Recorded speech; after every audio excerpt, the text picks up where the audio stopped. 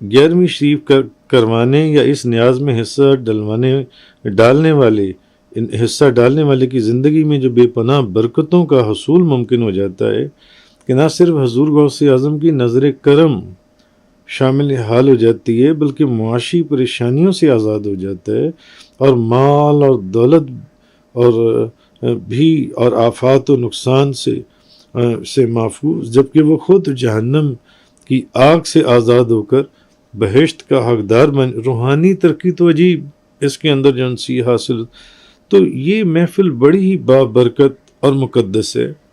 تو آپ پوچھنے لگے کیا غوث اعظم کا قدم مبارک صرف اولیاء کی گردنوں پر ہے یا عام لوگوں کی گردنوں پر بھی ہے؟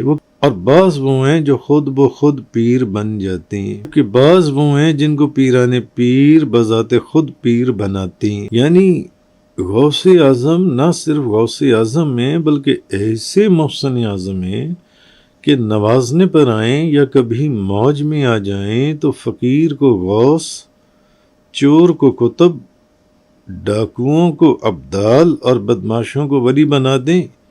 اولیاء اللہ میں میری مانند کون ہے جو علم اور حال کے بدلنے میں میری برابری کر سکے؟ 11ویں شریف کروانے یا اس نیاز میں حصہ ڈالنے والے کی زندگی میں بے پناہ برکتوں کا حصول ممکن ہو جاتا ہے. اگرچہ مفتی صاحب جو ہیں وہ نہایت پابندی اور اہتمام کے ساتھ ختم خواجگان شریف کی عامل تھے، مگر حضور غوث اعظم کی محفل 11ویں شریف سے بھی انہیں خصوصی لگاؤ تھا.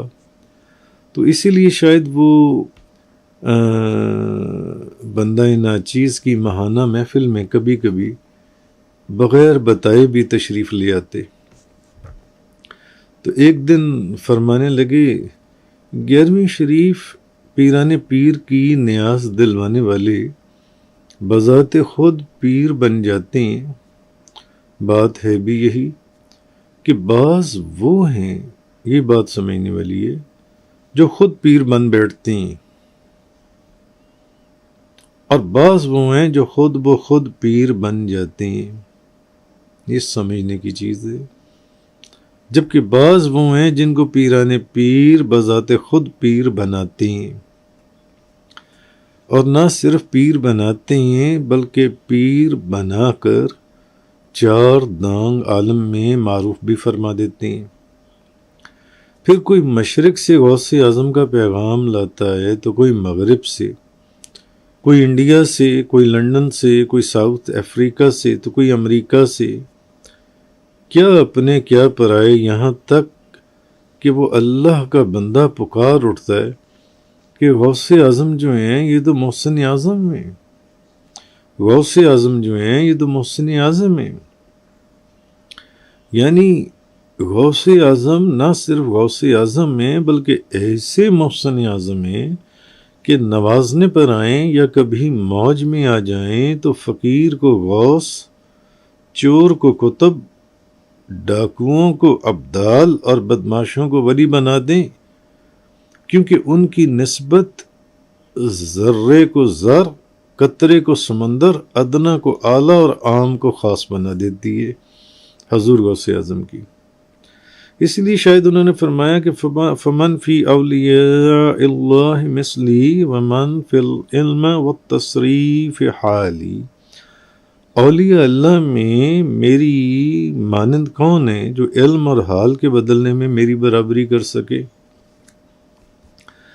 اچھا، بہرحال مفتی صاحب کی بات میں واقعی صداقت تھی. 11ویں شریف کروانے یا اس نیاز میں حصہ ڈالنے والے کی زندگی میں بے پناہ برکتوں کا حصول ممکن ہو جاتا ہے. نہ صرف پیران پیر شیخ عبد القادر جیلانی رضی اللہ تعالی عنہ کی نظر کرم شامل حال، بلکہ معاشی پریشانیوں سے آزاد، مال دولت بھی آفات و نقصان سے محفوظ، جبکہ وہ خود جہنم کی آگ سے آزاد ہو کر بہشت کا حقدار بن جاتا ہے. روحانی ترقی کا تو کیا ہی کہنا. غرض کہ یہ محفل ایسی بابرکت اور مقدس ہے کہ عالم ارواح سے انبیاء اور اولیاء بھی تشریف لا کر صاحب دعوت کو انوار و فیض و برکات سے نوازتی ہیں۔ اس کی تفصیل اگر آپ نے پڑھنی ہو کہ جو میں نے آپ کو کہا کہ 11ویں شریف کروانے یا اس نیاز میں حصہ ڈالنے والے کی زندگی میں جو بے پناہ برکتوں کا حصول ممکن ہو جاتا ہے کہ نہ صرف حضور غوث اعظم کی نظر کرم شامل حال ہو جاتی ہے بلکہ معاشی پریشانیوں سے آزاد ہو جاتا ہے اور مال اور دولت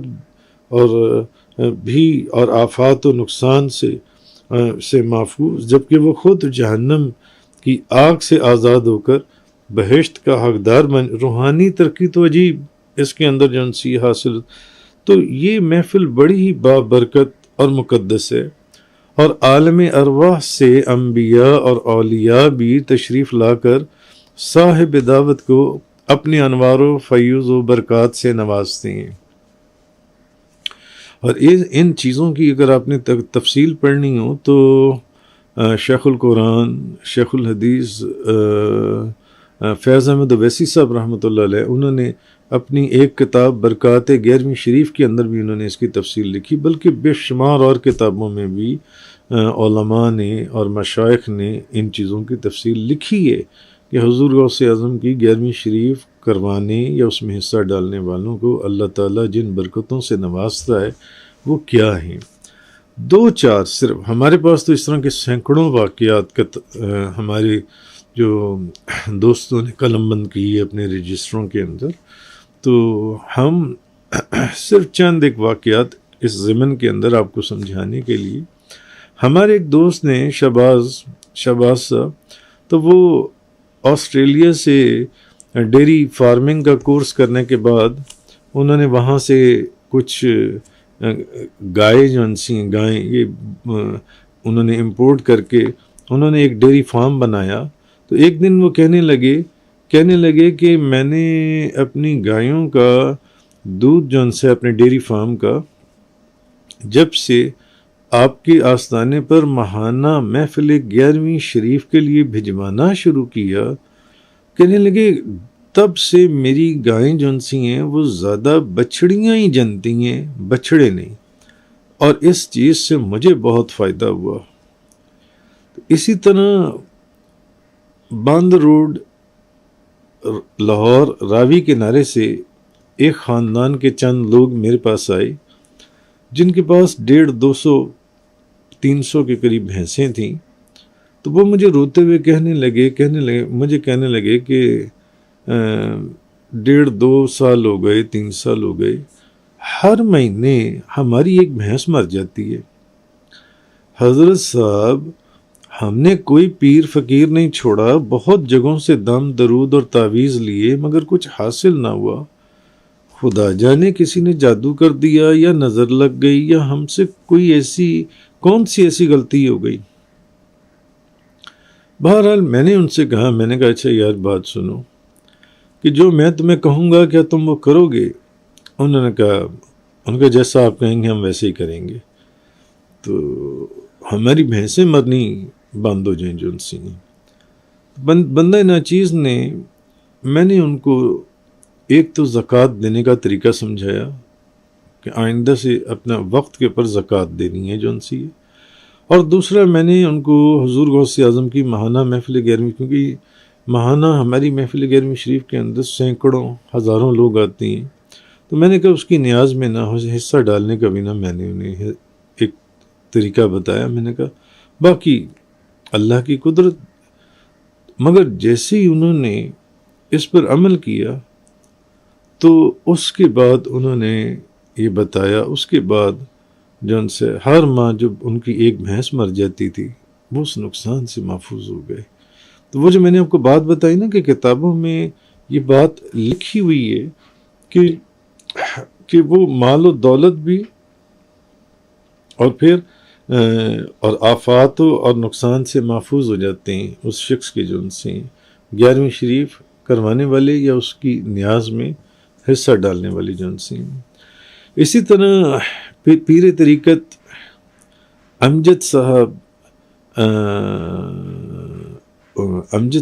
امجد موسنی صاحب جنسی ہیں، ان کی مسز امجد جنسی تھیں. ان کا جو کینسر تھا وہ آخری سٹیج پر تھا. کینسر ہو گیا، کینسر آخری سٹیج پر چلا گیا، تو ڈاکٹرز نے جواب دے دیا ریکوری کے چانسز ان کے نہ ہونے کے برابر تھے بظاہر. تو انہوں نے پھر ماہانہ محفل 11ویں شریف کی نیاز میں ہدیہ دینا شروع کیا.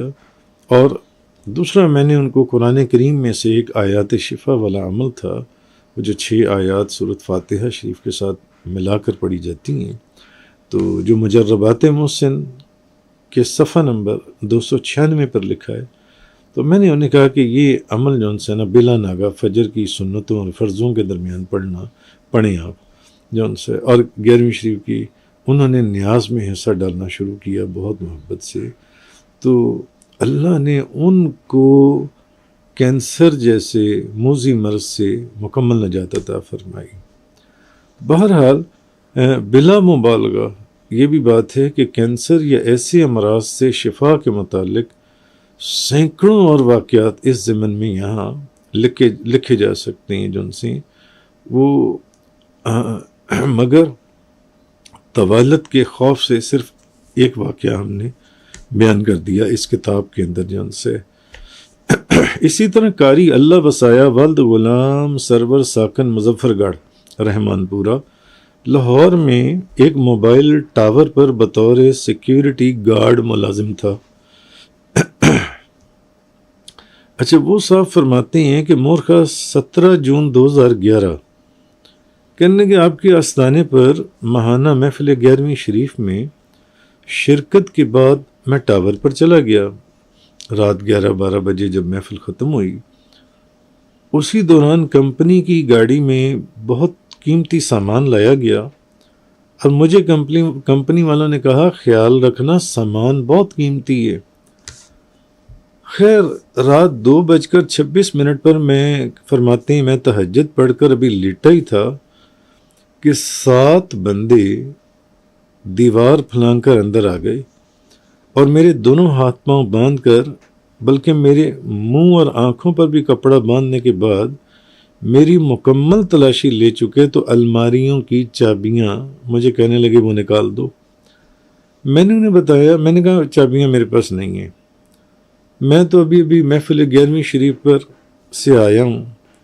اور فوراً دل میں کہتے ہیں میں پڑھنے لگ گیا یا غوث اعظم یا غوث اعظم.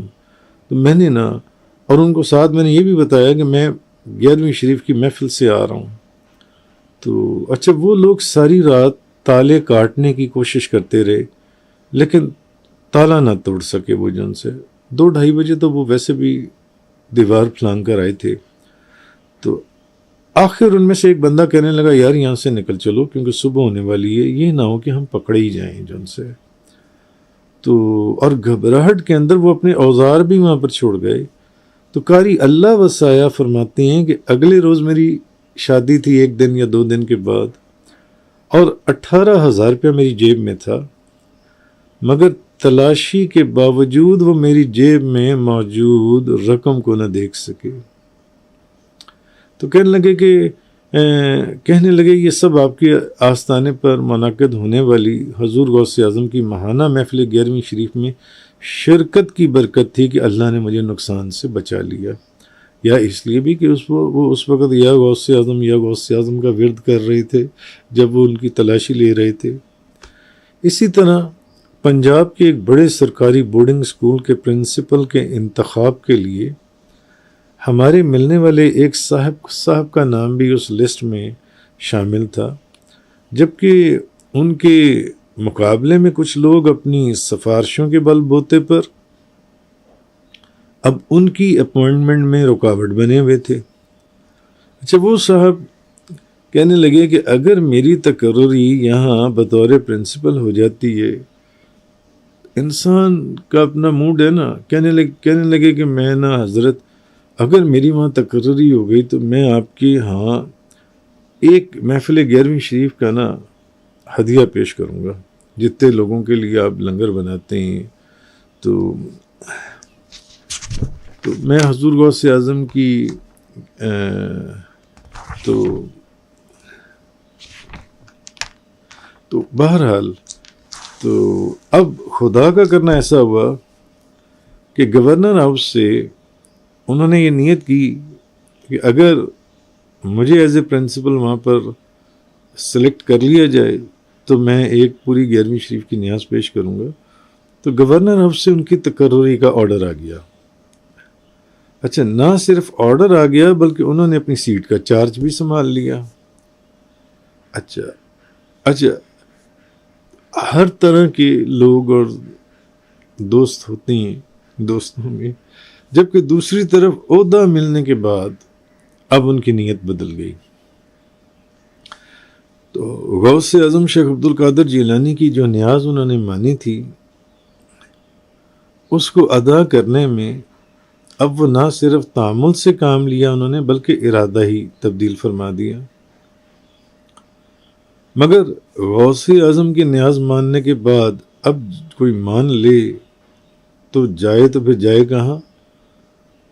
تو یہ بھی سارے واقعات اس طرح کے بھی کتابوں میں ملتے ہیں جو ان سے آپ بہجت الاسرار پڑھیں، قلائد الجواہر پڑھیں یا اخبار الخیار میں بھی.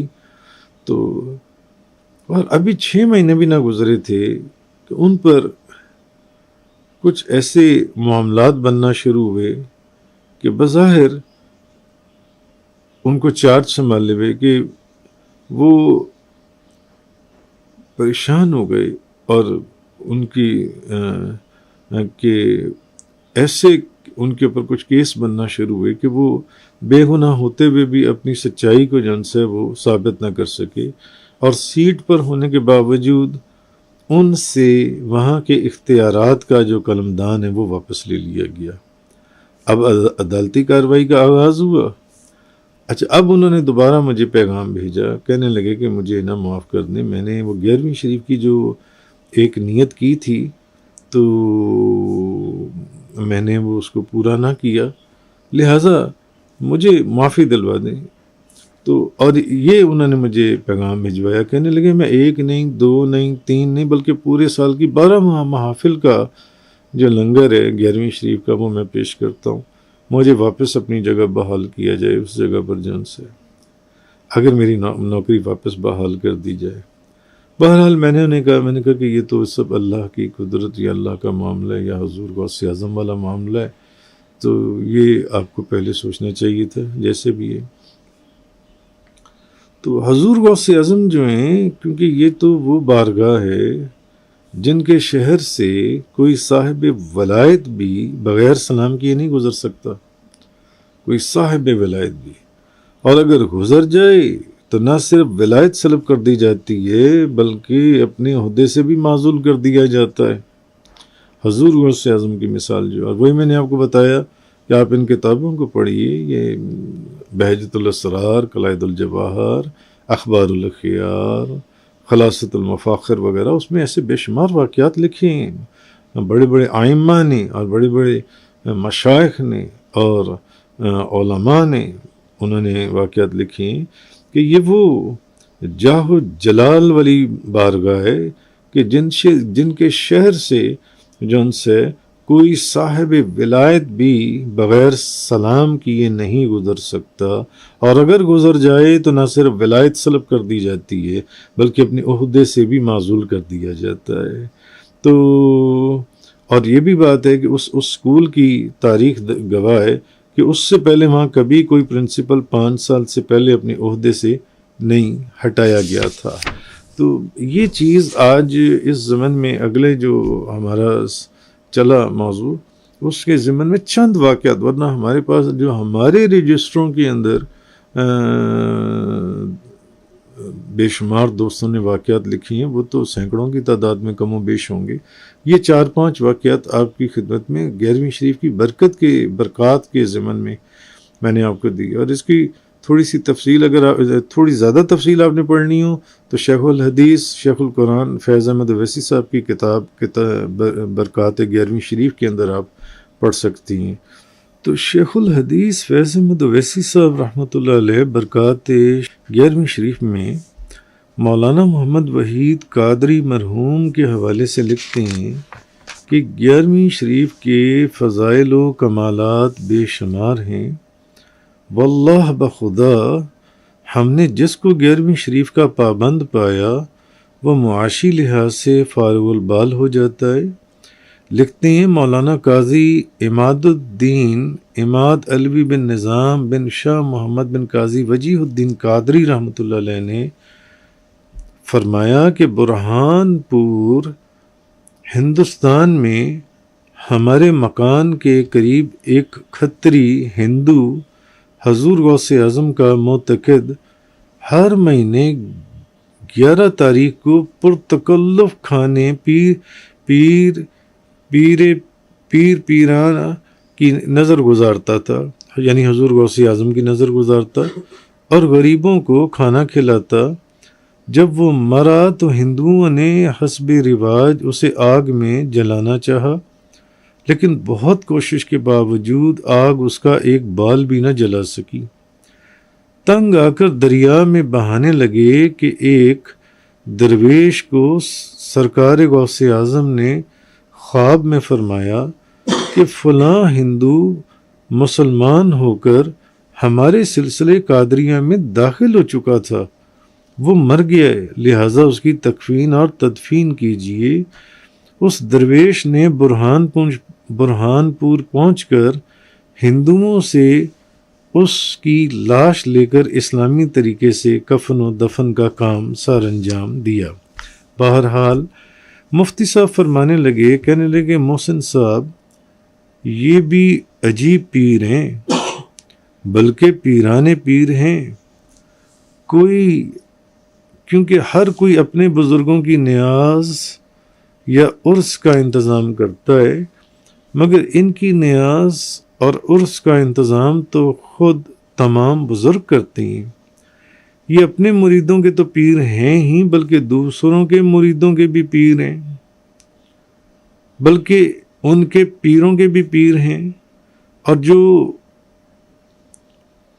ان کو پیر مانے بس وہی پیر ہے، جو انہیں پیر نہ مانے یعنی حضور غوث اعظم کو، وہ پیر نہیں ہے. تو مخزن اسرار میں ہے کہ خواجہ شاہ سلیمان توسوی رحمۃ اللہ علیہ کی زیارت کے لیے آپ کے چند مرید جو ہیں وہ توسہ شریف جا رہے تھے، تو ان کے ساتھ ساتھ قادریہ سلسلے سے تعلق رکھنے والا ایک شخص بھی تھا.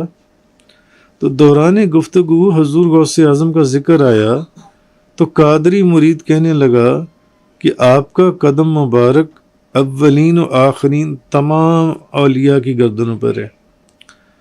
اچھا، اب حضرت سلیمان توسوی رحمۃ اللہ علیہ کے مرید کہنے لگے ہوگا، لیکن ہمارے پیر و مرشد کی گردن پر نہیں، کیونکہ ہمارے پیر تو خود اس زمانے کے غوث ہیں. اب جب توسہ شریف پہنچے تو قادری مرید نے ساری بات حضرت شاہ سلیمان توسوی کو بتا دی. تو آپ پوچھنے لگے کیا غوث اعظم کا قدم مبارک صرف اولیاء کی گردنوں پر ہے یا عام لوگوں کی گردنوں پر بھی ہے؟ وہ کہنے لگے صرف اولیاء کی گردنوں پر ہے. تو حضرت خواجہ شاہ سلیمان توسوی جلال میں فرمانے لگے، یہ کمبخت مرید اگر مجھے ولی اللہ سمجھتے تو حضور غوث اعظم کا قدم مبارک میری گردن پر بھی تسلیم کرتے. جزاک اللہ.